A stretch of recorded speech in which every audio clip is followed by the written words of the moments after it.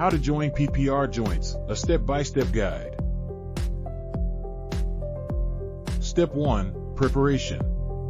Clean pipes and fittings. Cut pipes to required length with pipe cutter.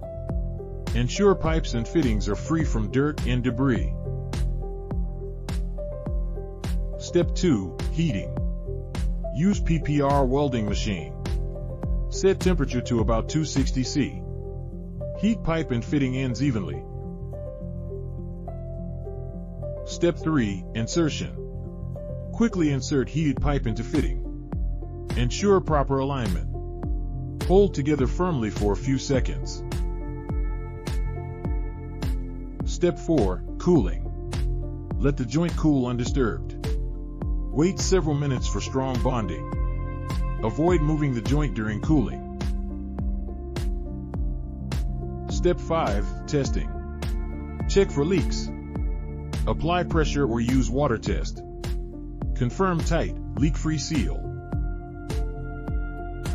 Following these steps ensures a durable, leak-free PPR joint for plumbing systems.